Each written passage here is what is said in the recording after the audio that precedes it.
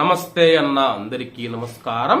Kuwait లో మనం చూసుకుంటే షియా ముస్లింలు మరియు సున్నీ ముస్లింలు అయితే ఉన్నారో, అలాగే కువైట్ లోని ఒక ప్రముఖ బోధకుడు ఎవరైతే ఉన్నారో షియా ముస్లింను అవమానిస్తూ ప్రసంగాలు చేస్తూ ఉన్నాడని చెప్పేసి కువైట్ దేశంలో షియా మరియు సున్నీ ముస్లింలు ఎవరైతే ఉన్నారో ఐకమత్యంగా జీవిస్తూ ఉంటే కువైట్ జాతీయ ఐక్యతను చెడగొట్టే విధంగా ఒక ప్రముఖ బోధకుడు ప్రసంగాలు చేస్తూ ప్రజలను విడదీసే ప్రయత్నం చేస్తూ ఉన్నాడు. ప్రజలను రెచ్చగొట్టే విధంగా తన యొక్క ప్రసంగాలు ఉన్నాయని చెప్పేసి కొంతమంది అయితే పోలీసులకు ఫిర్యాదు చేయడం జరిగింది.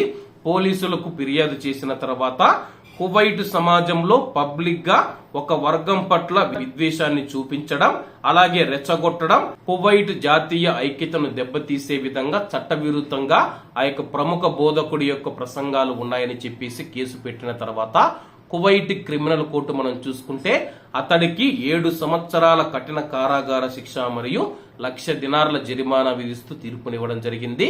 అలాగే ఈ యొక్క కేసు పెట్టిన తర్వాత కేసు కోర్టుకు వెళ్లిన తర్వాత ఆ యొక్క ప్రముఖ బోధకుడు ఎవరైతే ఉన్నారో కోర్టుకైతే హాజరు కాలేదు. దీంతో కువైట్ క్రిమినల్ కోర్టు అయితే తీర్పునిచ్చింది. అలాగే అతను మళ్ళా కోర్టుకైతే హాజరవడం జరిగింది.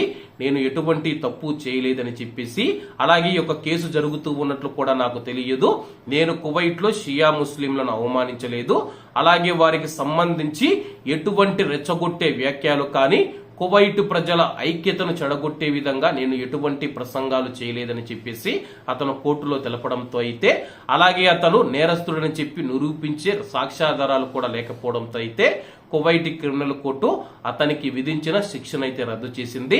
కాబట్టి కువైట్ లో ఉన్న ప్రవాసులు ఎవరైతే ఉన్నారో షియా వర్గాన్ని కానీ సున్నీ వర్గాన్ని కానీ ఎవరు రెచ్చగొట్టే విధంగా, వాళ్ళను అవమానపరిచే విధంగా, అలాగే కువైట్ జాతీయ ఐక్యతను చెడగొట్టే విధంగా ప్రసంగాలు చేస్తే మాత్రం వాళ్లకు దాదాపు 1,00,000 దినార్ల వరకు జరిమానా, 7 ఏళ్ల వరకు జైలు శిక్ష పడే అవకాశం ఉంది.